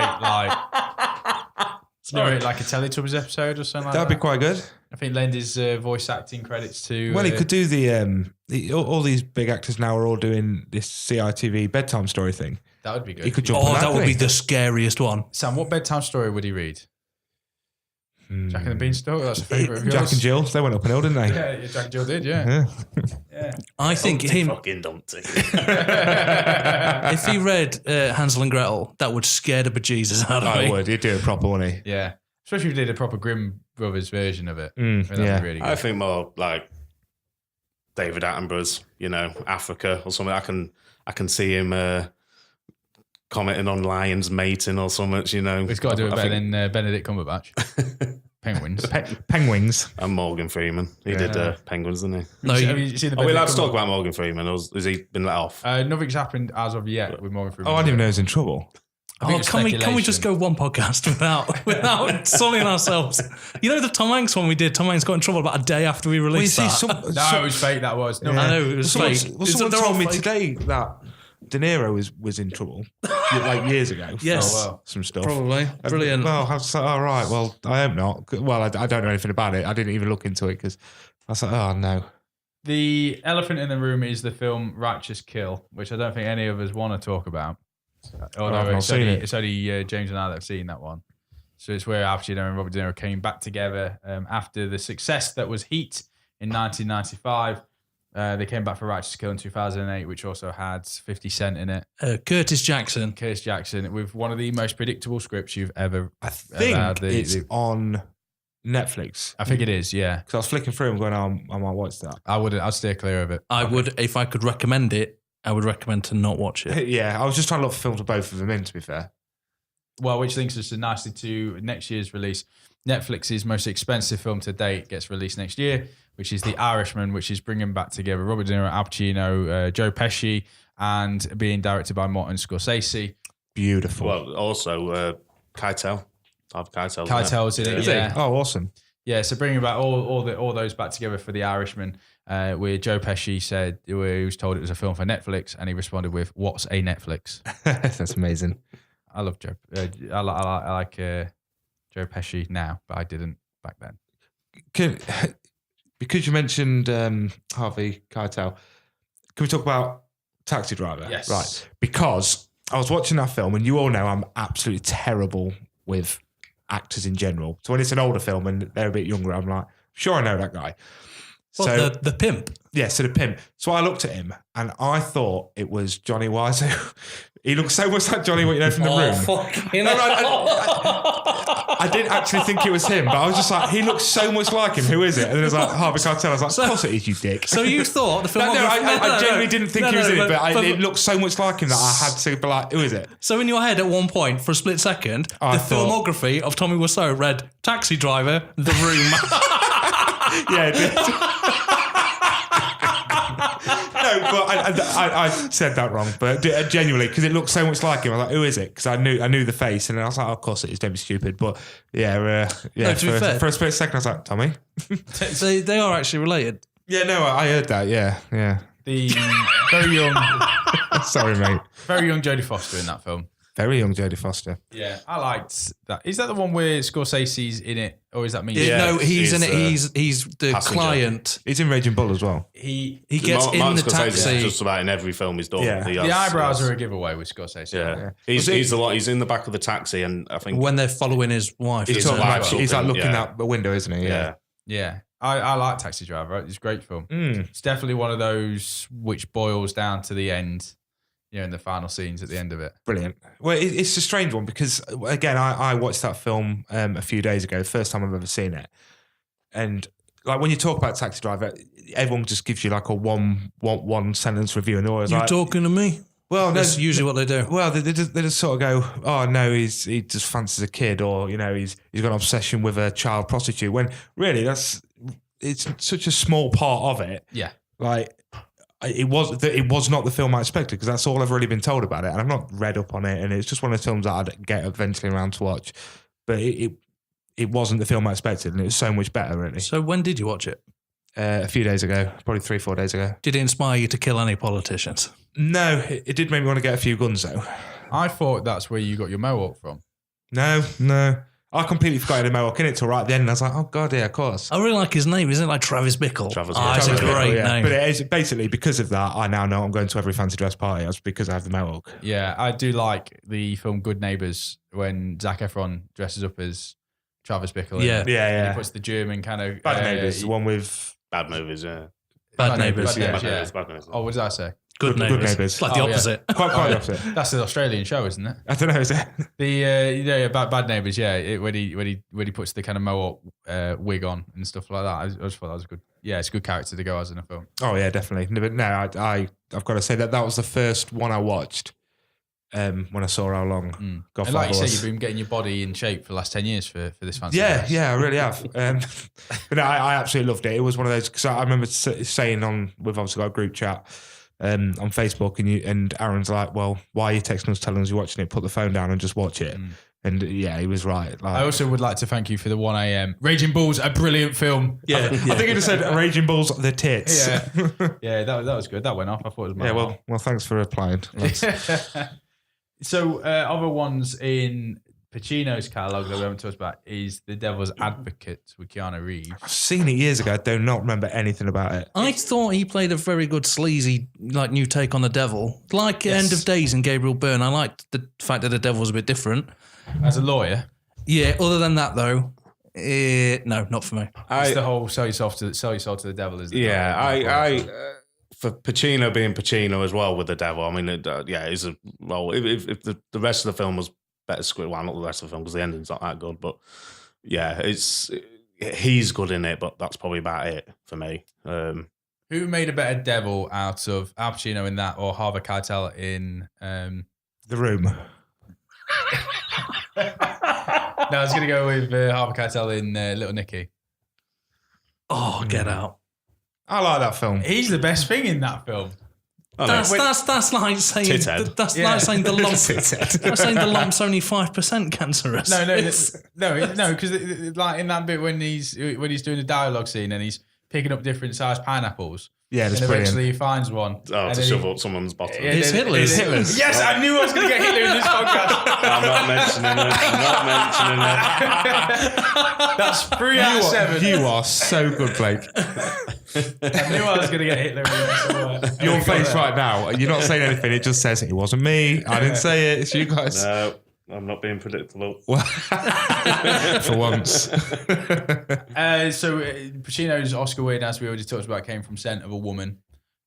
With, what was his name? Chris O'Donnell. Chris O'Donnell. You don't see much of him after he played Robin, do you? I saw in a season of Grey's Anatomy. You don't see him much after he played Robin, do you? It was a good film. I like that one. Played blind Never seen it. Lieutenant Colonel. Yeah, Lieutenant F. Summits. Yeah, Frank Slade. That's the one. Yes. Sorry, yeah. My fault. And then Pacino started doing some really bad films like Sim 1. I don't know what he's. I like Sim 1, not as a great film, but it's watchable. Is it Sim 1 or is it Simone? It's one word. It's Simone, but So, the yeah. character is called Sim 1 because she's not a real. So he plays a movie producer, Yep. and he's sick of dealing with actors and actresses. Anyone. He hates it, so he decides he uses a computer program. Well, he loses his main lead, doesn't he? Oh, does he? Yeah. It's been a while since I've seen it, but no, I quite liked it. I thought it was enjoyable. So he computer generates one and like computer imposes her into films. And as I recall, doesn't she have a concert at one point as well? Well, everyone wants to meet her, don't they? And the whole film is based around Yeah. that. You can't let on that she doesn't exist. And then she takes over his life. He becomes famous for being the one that can get in touch with Simone. And then he deletes the program, and everyone thinks he's killed her. Yes. This stage of Pacino for me is I bought the DVD, I watched it once, and it's sat on the shelf ever since. Don't get me wrong. He's never going to win an award. I 88 thought it was watchable. 88 minutes is right next to it. Yeah, the film's shot in real time, 88 minutes. It's injected with a 24 How long is it? on a low budget. It's 89 minutes because you've got the credits at the Yeah, of beginning. course, yeah. It's not a good film. It's not a great film. If you can't see the bad guys as well at the end, you need, I don't know, Waking Up. I don't. Do you not like it? No. I'll probably love it. I think I appreciate that it tried to do something different in film. I like the real time aspect. About 3 years after 24, I was going to say, I I don't think it tried doing something new. I think it picked It up just on did it. what was big at the time, which was 24. It's about, 24 has got a few Just tried to run seasons. with it. Let's do a film. Yeah. Yeah, so 88 minutes came out in 2007. So if we look back at 24's, I mean, where were we with 24? We must have been in the first 3 seasons back then, right? The We good were- parts. We were, what was 2018? We 4 or 5 in by then. Wow, yeah. Yeah. Oh, definitely off the back of the third series anyway, because that first series of 24 was amazing. Yeah, very good. That was a good old time with television and Keith Sutherland, wasn't it? Oh, yeah. Anyway, back on subject, boys. Then we had 2 for the Money with Matthew McConaughey just before we got The Reconnaissance, which was when Matthew McConaughey woke up and said, I'm going to start be doing good now." films. Yeah. I quite like 2 for the Money. I like 2 for the Money, and I think it was when McConaughey started changing. But I think Al Pacino came through well in it. Yeah, I think Ralph Garman's in that. is he? I'm sure he is. Hmm. Jay Moore is. I know that. He's kind of a similar American comedian. Yeah, I'm sure Ralph Garman is. James, do you not see that one? No, not seen it at all. Weirdly, the name does sound familiar, but it could be because I've just read his filmography earlier when I was Yeah, exactly. earlier when I was trying to remember which films I'd seen that not watched this week. When we start then progressing a few years later to Ocean's 13, I liked Ocean's 13. I thought he I've was never good seen in any of it. the It was Asian better films. than 12. And That's do why I think, like I do it. think Pacino was part of that as well. He played the good Yeah. bad guy. Like because Garcia played the bad guy in the first one. Yeah. The first, he's kind of a bad guy in the second He's one in as the well. The second second one. one is trying to be different. I do respect that, but it mixes up its.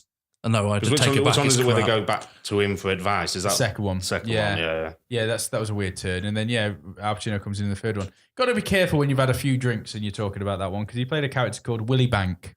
And if you're slurring, you might be a bit all over the place for that one. I love a good Willy Bank. It's funny though when you look at filmography lists and you see the. So I've seen Righteous Kill and I didn't know Al Pacino's character was called Rooster. And I didn't know that in Once Upon a Time in America, Al Pacino's Robert De Niro's it's character. Noodle. Noodle, yes. I had no idea it was called Noodle, and that film is 3 hours and 40 minutes long. No, I knew it was Noodle. If anyone can actually explain as well what happens to James Woods at the end of that film, please write into this address. Because I'm still confused. He throws himself into a garbage truck with such precision and speed that you don't know. But why? And that's what about James Woods after his tweets. Yeah, I mean he's on a different planet now anyway, isn't he? He's up there orbiting the Earth with Nick Nolte. Yeah. and Gary Busey. And with that Twitter follower's mother. Yeah. But you know you're bad when even a Family Guy kick you off the show, don't you? Yeah. You know you've done something wrong. But James Woods, he's not done anything good since that John Carpenter's vampire film he did. Was it called Vampires with Alec Baldwin? Or one of the Baldwins. There's like 50 of them. Oh, I don't know. But he was great in Casino, though. I was going to say, if we can pull it back, he's very good in Casino, which is...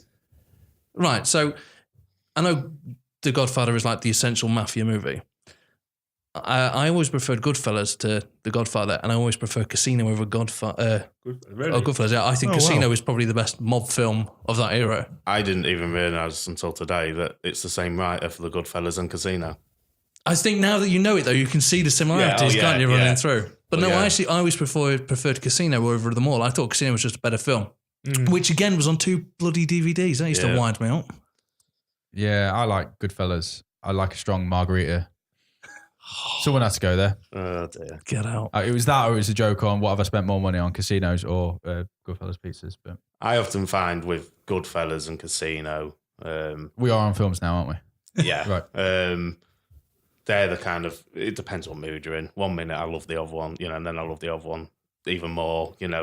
For me, it just depends what mood I'm in with them too. But yeah. Robert De Niro great in both.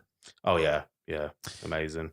Pacino's got 2 massive films coming out though. He's got The Irishman, which we've already talked about. They're coming together of all the original kind of, kind of the Brat Pack of their time, if you like.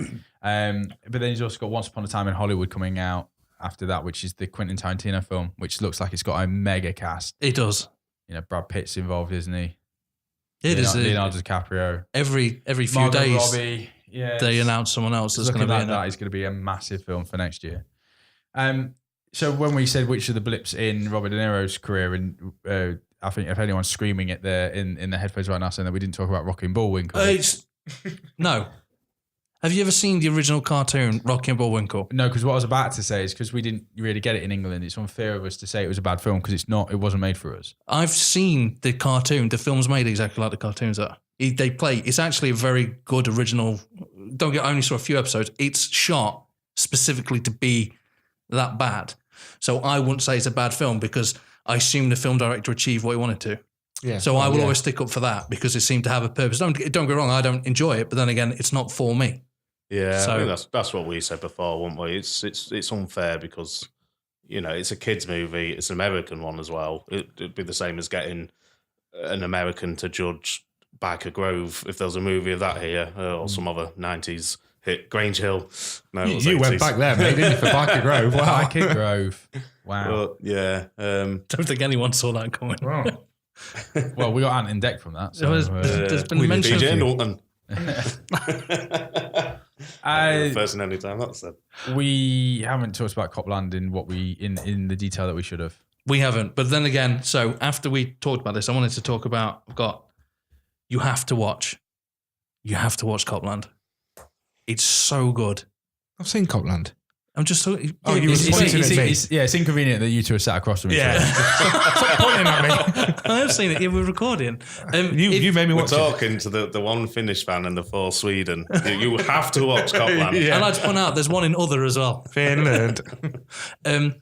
Basically, there is a city outside the jurisdiction of New York, and it's housed with New York policemen.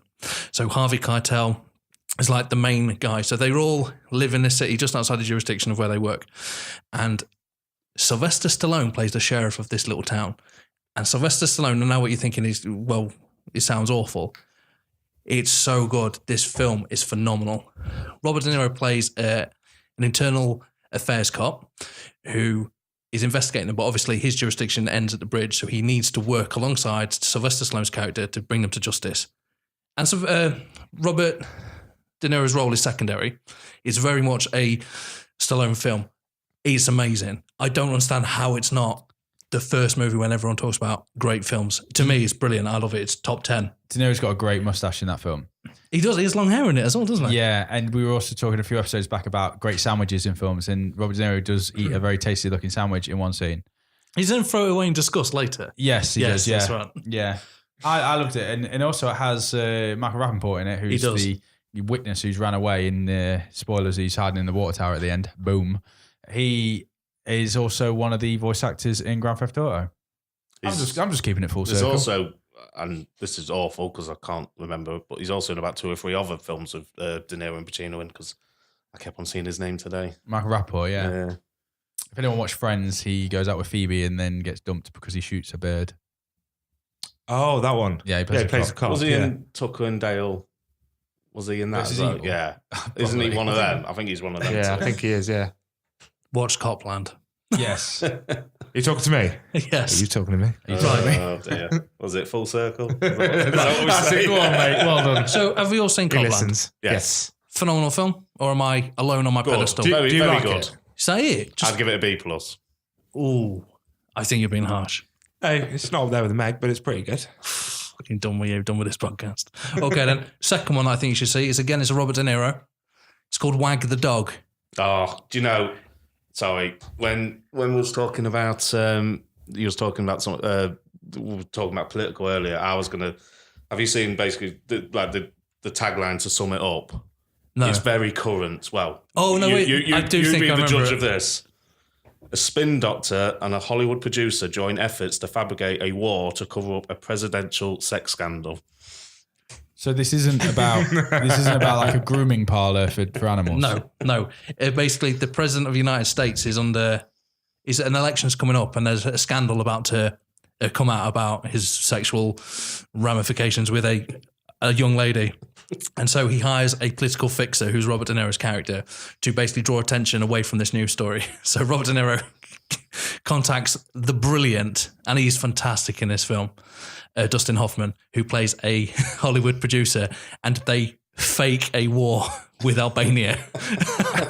And so it's about how they create this fake war.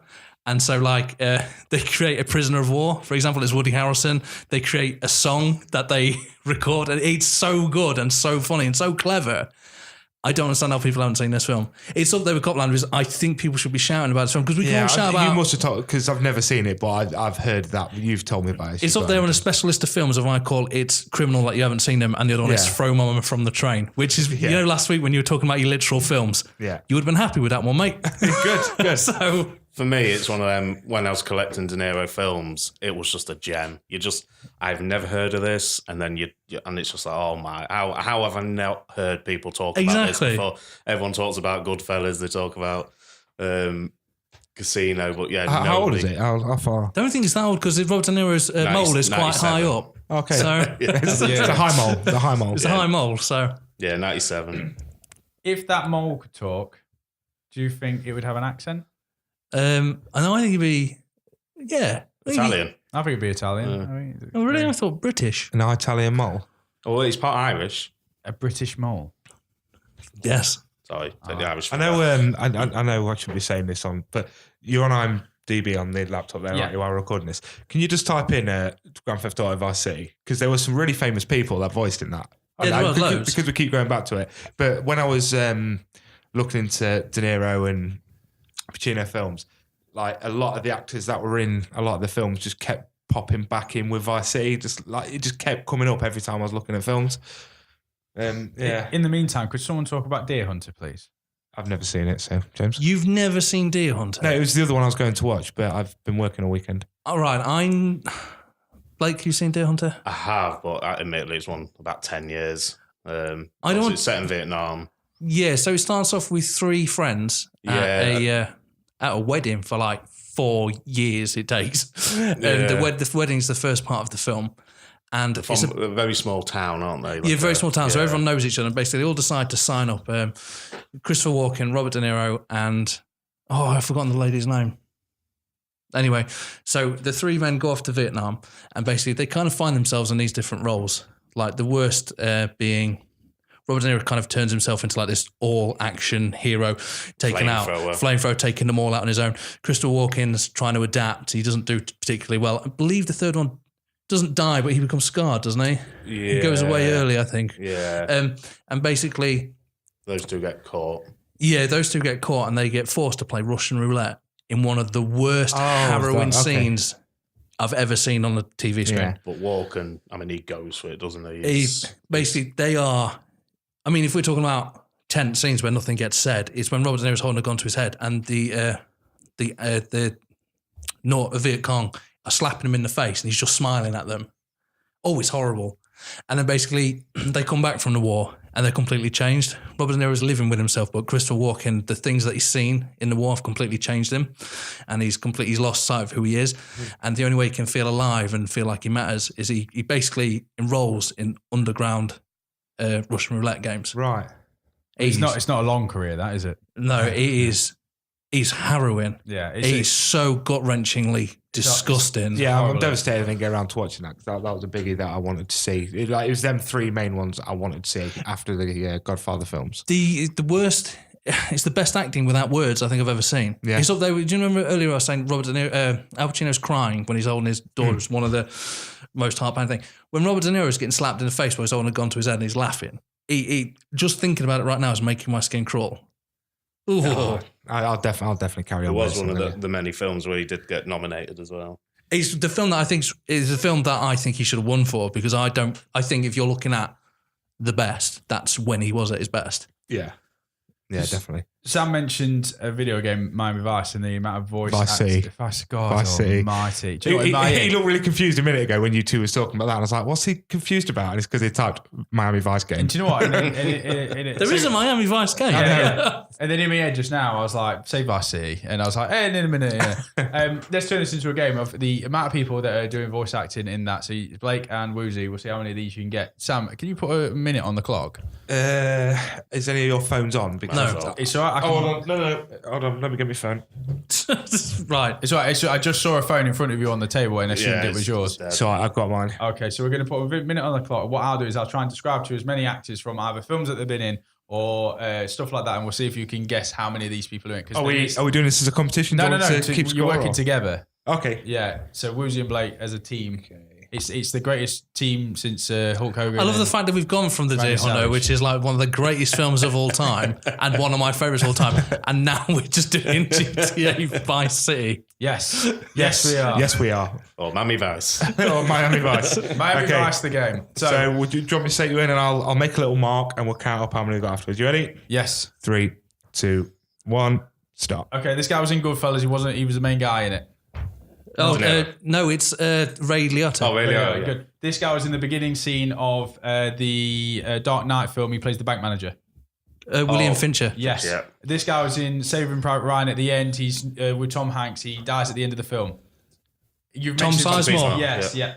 This guy was in Waterworld. He lost an eye. Oh, Dennis Hopper. This guy was in Smoking the Bandit. Burt Reynolds. Yes. This guy he's a Mexican guy. He's been in a load of films. Danny Trejo. Yes. This guy's batshit crazy. Oh, Jack Nixon. no, he's orbiting the planet. White hair. He's got a son called Jake. Gary Busey. This guy's in EastEnders. What? He's Gary Oldman. No. Oh, damn it. Gary Oldman's in EastEnders. Steve McFadden. No, he's a landlord of the pub.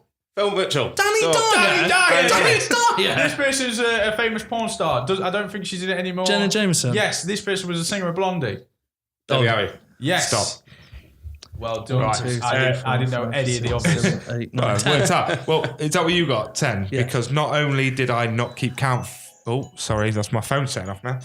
You've had your phone on for 2 seconds. Well, no, I couldn't figure out how to make the timer work. So whilst you was actually answering questions, I was still trying to figure out how to make the timer work on my phone. Oh, so when you counted it down 3, 2, 1. Yeah. I went to click stop, but you were supposed to set it to 1 minute first and it didn't work. So well done, 10, well done. Oh, good stuff. And what we're talking about? Dion. Gary Busey. Gary, I was hoping when I went, this guy's batshit crazy, you just went, Gary Busey! If we just, I did reply though, he's orbiting the Earth. The only one that I skipped by that I think we could have got was Louis Guzman, who was in... Yeah, I know who Louis Guzman. He's on the Yes. question mark mustache. Question goatee. mark mustache. He's also in Taking a Pelham 1-2-3, the remake, which is a worthy nod of his performance in that. Great stuff. I didn't think he was going to get William Fichtner, though. Well done on that. He's the man who's in everything. He's in Heat. Yeah. Armageddon. Do you know what's? You know his role in Black the Dark Hawk Down, Knight. His role in the Dark Knight is the bank manager at the beginning. That's an homage to the role he played in Heat. You know, like an important character that's only in it for a very short bit. There you go, full circle. There we go. Again. Brilliant We've had stuff. so many circles today. Have we missed any films off those two? Well, Any majors? The only Pacino one I thought you missed was The Insider. Michael Mann. I haven't seen it. Oh, you haven't seen it? I haven't seen it. I've always wanted to. Yeah, basically, Russell Crowe's character in it works as a researcher, scientist for a tobacco company, and basically he admits on like a 60 minutes program that the tobacco companies have known all along that it gives you cancer. It's back in the day when smoking was good for you. They advertised, and basically getting all the big, massive tobacco lawyers coming down on him. And Pacino plays the producer for the TV program they've just done, basically trying to get him to tell the truth. It's one of them. It's one of them where if you looked on certain sites, the critics love it. It's like 100%. But I think it's worth a watch. That was the one I very nearly watched. But when I couldn't get hold of Godfather, and that popped up. Where did you watch The Family? Was it? It's on Netflix. On Netflix. It was on Netflix, and I read it, and it was like, a scientist for a tobacco company. I thought boring. No, it's definitely worth a watch. I want guns and stuff. Yeah, it's not one of them films, but it is the man fighting back, if you like. The Family's a good film because it's a Luc Besson film, who we obviously love from things like Fifth Element and such. Yeah, and I'll admit it doesn't boil down to a great ending, but it's got Tommy Lee Jones in it as well. It's about a relocated. You guys I've not seen it. It's good. Yeah, I enjoyed it. He plays a mafia. They're a mafia family that are being relocated. So Tommy Lee Jones plays kind of the FBI agent who's in charge of making sure that he stays hidden from the crime gang that are trying to chase him, all the way from Brooklyn in New York. And they land in Normandy, where they're laying low, and they're trying to mix in with the locals, but they're a mafia family, so naturally after 2 days they're on everyone's radar. Wreaking havoc. Yeah, they're just it's a nice little watch. It's a good film. It's one of those kind of you got nothing on, watch. It doesn't take itself too serious, does it, as a film? It's very tongue in cheek. Yeah. It's Michelle Pfeiffer, I think, amazing in it. Another actress who's done a lot with both of these two. Scarface, I was going to mention earlier when we were talking about that. Very young Michelle Pfeiffer there. But just kind of, it's very good the way she portrays the American going in there expecting that they're going to have peanut butter and jelly and that kind of stuff. Yeah.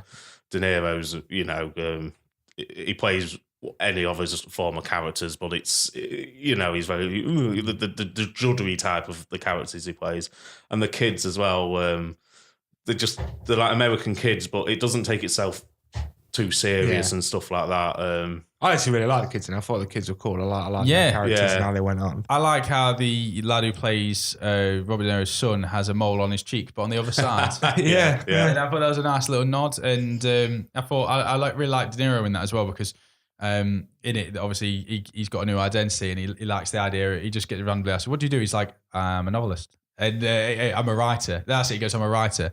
And his neighbour's like, "Oh, what you writing?" And you can see like De Niro smiling to himself. He's like, "Oh, just a war book." And it's obviously he's not. He's yeah. Well, but then his neighbour starts grilling him, and he was like, "Oh, really? Are you talking?" And he's like, "Why couldn't I just said I was a fucking novelist?" Yeah. He's talking to his neighbour, and he's saying, "Oh, so what are you writing on?" He's like, "Oh, it's a war book." It's like, "Oh, the landings and stuff." And the neighbour knows obviously loads about it, so he starts quizzing him on it, and he's just like, he has no idea. So he just starts saying, "Yeah, I really like that bit." And then Tommy Lee Jones comes around later, the head of the FBI, and he's like handler. Yeah, his handler, and he's like, and Robert De Niro goes, I've had a good idea. I think I'm going to be a novelist. And Tommy Lee Jones goes, "Yeah, that could work." He goes, "I'm going to write war books." And Tommy Lee Jones goes, no, you are not writing more books.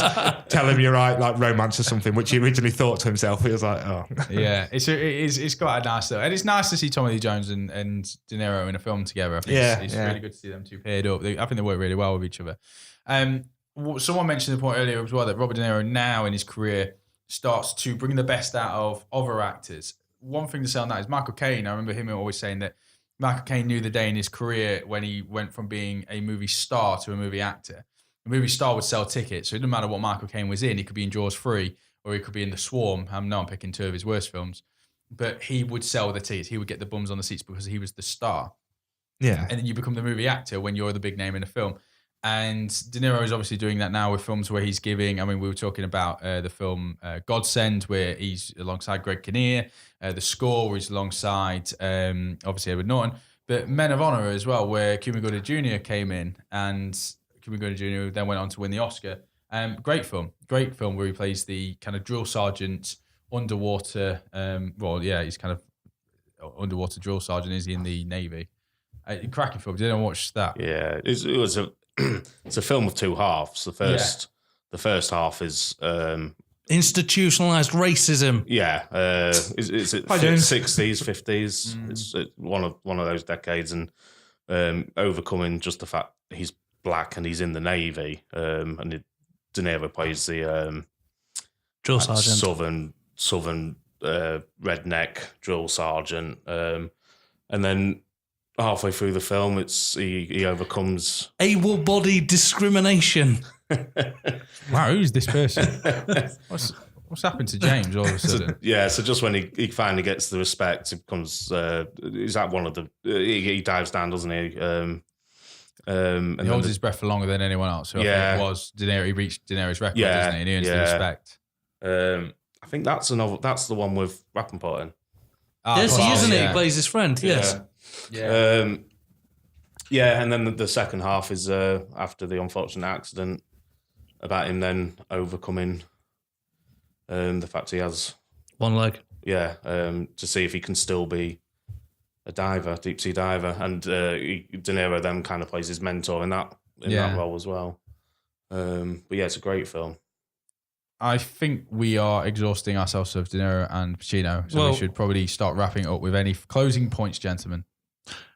So if I put what I think are their three best films together. So I put Pacino's best three acting roles as The Godfather, parts 1 and 2 together, Scarface, and Heat. Mm-hmm. I think they're Pacino's three best films for him. That's where he shines the most. De Niro's top three I've got Raging Bull, Deer Hunter, and Men of Honor. Oh. Going through his things, there are a lot of films I quite like. So I love Copland, but I don't think he's the best in it. No. He's very good in it, but he doesn't steal the show. But so whilst it's arguably my favourite De Niro film, it's not one I would say shows off his acting ability. So if I were to just pit those three films against each other, I would say Al Pacino is marginally better based on those three. But that's why I like this conversation. And that's why this conversation won't end with this podcast. This conversation will go on forever. I don't think there's a finite answer. There'll always be a trump card for one of them. Yeah, I'm glad you get into that because I was going to summarise by saying that I think it's wrong for anyone to back the two against each other, and I think who knows what is around the corner for both of them. That I think they'll always be neck and neck with each other for the two actors from that time to come out of it. Blake, was you alluding to any points on either character before we close? No, I did. Sorry, I know we are going past them, but if I just quickly name a few that I think everyone should watch. Yeah. That's what this is for. Yeah. For me, A Bronx Tale. These are De Niro. For me, we covered the Pacino. So that was the one that he's first directed. Dedicated the film to his father. Yeah. Midnight Run. Basically, one of his first comedies. It's a good comedy, isn't it? Bounty Hunter. Yeah. Sleepers. How do we not talk about Sleepers? Sleepers is brilliant. Reverend. Flawless. Has anyone seen Flawless? No.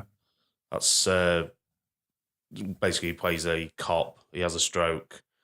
He's a very alpha male. Yeah. Philip Seymour Hoffman is a drag queen. Yes. Next to him, and he has to learn. He's a homophobic. But he learns speech through him. It's a very he's a therapist, isn't he? That is a good one. That I've seen that. Analyze This, again, the first one. Billy Crystal. Yeah, and Harold Ramis is the director. Ronan, we haven't talked about that. That's a great film. I've seen that recently. One of the rare films where Sean Bean survives. Yeah, 15 Minutes, quite like that. I really like Ed Burns in that. Yeah. Good Shepherd, I know we kind of mentioned it, but it's his second film he directed about the start of the CIA, so if you're into that kind of stuff. And then the only other one, or two, is Meet the Parents and Meet the Fockers, which I think are... Yeah, especially the first one. Did you talk about Limitless? Yeah, sorry, Limitless was the very last one I had on there, which it's a movie where it's on. I forgot he was in that until you guys mentioned it. The first. I love that film. Bradley Cooper and Robert De Niro matchup. Meet the Fockers, Meet the Parents, the first one. I think Standalones is one of the best comedies. You love it, don't you? I've never been a fan. I love that film. Yeah. I think it's so good and so funny. So that's James Woodsy and Sam. Just closing points on this. Then, what's your favourite colour? Red. No, blue. Oh, good. So let's end each show as we do every week by looking at putting films. I bet we've talked about 50 I made films. sure I bought a new pen for this because I'm going to need the ink. So let's, if we had to put, there's no limit to how many we could put in. The vault is where we immortalise films at the end of each episode. So if we've talked about a certain film or it's come up in conversation that we think deserves to go into the vault, that is a place of our top 100 films. Undoubtedly, there's going to be multiple from both these actors. I'm going to step back. James has got his book ready to go. Heat. Undoubtedly. Yeah, so bearing in mind I've got to have seen him as well, which is why there's not going to be that many. Taxi Driver. Yes. Agreed? Agreed. Oh, wow. Raging Bull. Agreed. Yeah, I've seen. Now, this is where it gets a bit tricky. I put Goodfellas in it, but no, Goodfellas not going in it based on the look that Aaron's just given, and that's fine. I can't do it. But What about Casino? Casino, I would. I would put Casino in, but then again, I prefer Casino I put it in. I put it in. I think if you got to put one of them in. I'm just really sorry I didn't get to see Goodfellas, Godfather. But then again, it means I get to see it and we get to put it in at a later date. So Yeah. Is Goodfellas just purely because you don't like Pesci in it?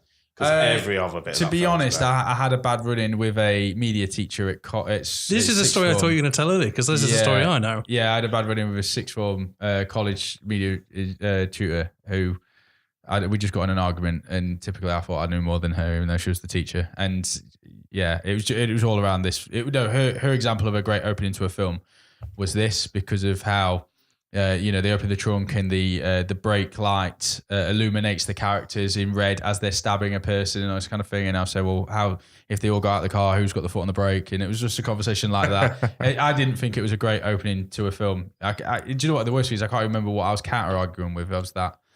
Is that the opening? Because if the brake lights weren't on, there'd be no light in the scene, and you wouldn't be able to see it. Yes. So I know it's not the very opening of the film. I was going to say, because ever since I can remember, Yeah. I watched old Billy Bats. Sorry, I randomly know the name of that character. Yeah. Sorry. Pacino films going in? No, sorry, I haven't finished yet. Have you all seen Men of Honor? no. Oh, okay. Did we put Silver Linings Playbook in it last time when we were talking about that? No, we didn't. I'd put that in. I'd put that in. No, we didn't. I do love that film. Like, genuinely love it. And then this one I'm very proud to put in, because we have spoken about it. I would like to put Copland in. No. I'm not doing it. I'm joking. Copland, like I say, it's many years since I've seen it. But you have seen it? That is the Yes. slow-mo over the head. We're going to talk about Copland at some point, and we're that's going to talk fine. about the greatest shot ever from John Spencer. Yeah, it's out of this world. Yeah, We go on. stole that from Al in Die Hard 1. Yeah, he did. Yeah, it was always We ours. probably stole it off Donald Glover in Lethal Weapon. No, he didn't. It was his own. So, we can't put The Godfather's Part 1 and I Part 2 apologise. in, But because it Sam can at hasn't some seen point. it. Because of Sam's laziness. No, it's not laziness, man. How old are you? Get a job. How old Herbert. are you? How old are you? 30. For the record, I do have a job. Insomnia. No. You wouldn't put Insomnia in? I don't remember it, mate. I can't sit here and be like, yeah, let's do it. I saw it years ago and I don't remember it. Scarface. Yes, Scarface. Yeah. Serpico? Why No. you haven't seen it? No. Oh, come on. What Pacino films have you seen? You're holding up He's the just, vault, he's, mate. just, he's trying to get his Pacinos in because he's the better actor. We've got, what, 5 De Niro Yeah. ones in there. Hey, One excuse me. Pacino. Mate. Excuse me, I stopped that I think they're both equal. It's a Only tie. because you can't have argued your own thing. With I think there's only two or three. Dick Tracy with one hand? No.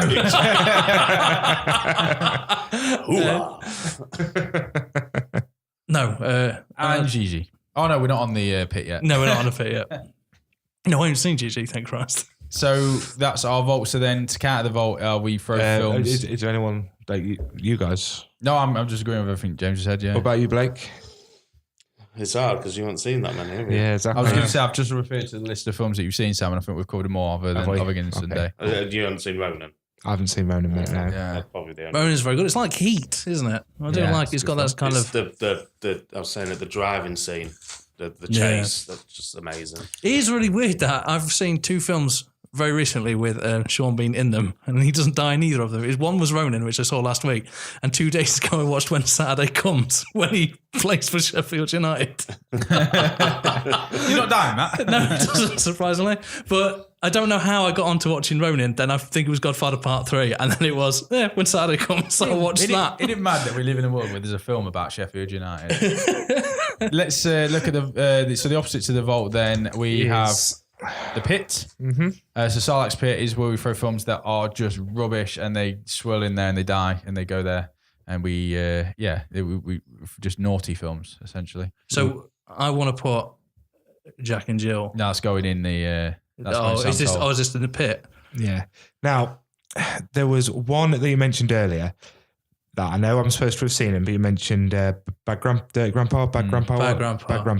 Now, you say it's really bad. You say it's really bad. I think it's one of the worst things I've ever seen. I haven't seen it, but I haven't seen it because I know immediately I'm going to hate it. Yeah. So I refuse to watch it because I know I'm going to hate it. Can we count that? Yeah, put it in the pit. Yeah, we have to do that. Yeah. Hit it.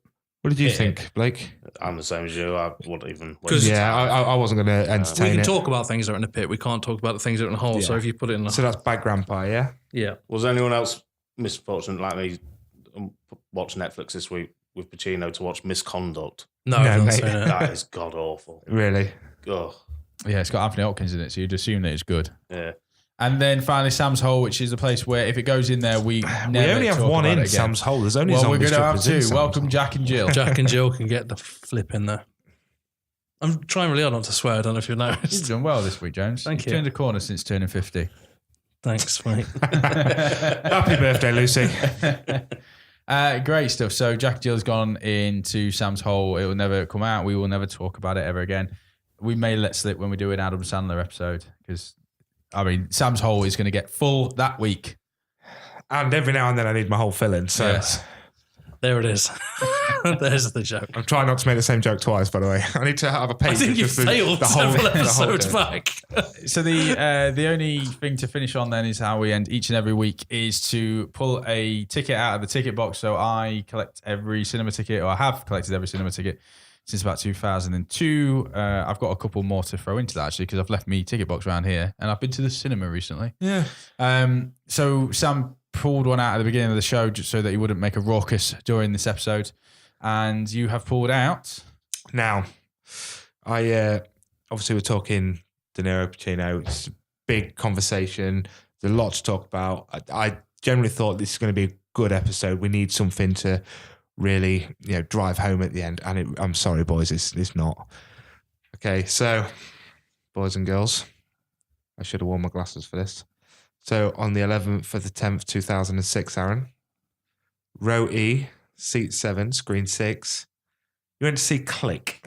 And I'd like to apologise. You just mentioned Adam Sandler as well. Yeah. The fuckers cursed us. Well, the good thing is, it's fine because I'm just going to flip back to Sarlacc's pit, ready for this to go in. Most Adam Sandler films are going in the pit, but yeah, Click is a particularly... it's just a terrible film about a guy who is losing touch with his family and everything like that, and then somehow he ends up in it's like a bed shop or a Home Depot, isn't it? And he meets a crazy Christopher Walken, who for some reason no one else can see, who drags him behind where customers aren't allowed to go to sell him a remote control that can speed up, slow down, fast forward, pause, do all them things in real time.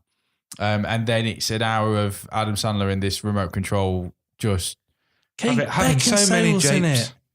But Kate Beckinsale. No. I'm just remembering Kate Beckinsale's in it. There's another name in it that I Christopher remember seeing. Walken. Oh my God. Samuel Ganji's in it. Is he? The Hobbit, yeah. He plays... Sean Austin plays the other husband that she leaves Adam Sandler for. Christ almighty, stick in the pit. Yeah, it's a Stick in terrible the pit. film. Oh, sorry, I thought I'd written it in. No, No, that's all right. no, yeah, Click is a bad movie. Do you know what? And I hate myself because at the end of the film, there's a slightly emotional scene, and then I hate myself for actually caring at the end of that film. I hate myself for staying for the whole thing. I thought you were going to say you hit a kid on the way out. Yeah, Bang! It's your fault. God, it's a terrible film. Yeah, so I'm sorry, guys. I should have probably dug a bit deeper, but it's out of the way now. We ain't got to talk about that again. Yeah. It's gone. This episode's coming in at 1 hour and 45, so it's matching the Tom Hanks episode, and it's matching the zombie episode that we did, which was quite long as well. So We've gone old school. We have. Yeah. So Blake, thank you very much for coming down, man. It's been really good. Thank you for having me, ladies. that's all right. We'll have you back. I'm not a lady. We'll have you back at the war movie one that we'll do later in the year. About that very nasty man. Yeah, we'll do that. James, I actually heard him get erect then when you said that. closing thoughts, James. I'm glad that we did this, and I'm glad that the discussion will continue because it will never have an answer, just like how bad is Adam Sandler? And Sam, what's your favourite number?